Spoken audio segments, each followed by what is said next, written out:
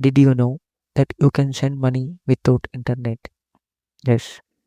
Today I will show you how to send money using *99#. Let's start the video. Now I am turning off my mobile data and Wi-Fi. Open dial pad, type *99# and call. You will receive message like this. Click OK. Now it shows the menu like this with your bank name. Enter 1 to send money. Here you can send money to mobile number, UPI ID and bank account.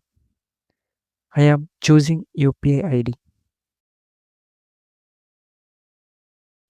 Enter the UPI ID.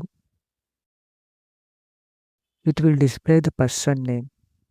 Now enter the amount. Now enter the remark or enter 1 to skip. Now it shows the UPI ID with amount. To change the amount, enter 1. Else, to do the transaction, enter your UPI PIN. That's it. Payment successful.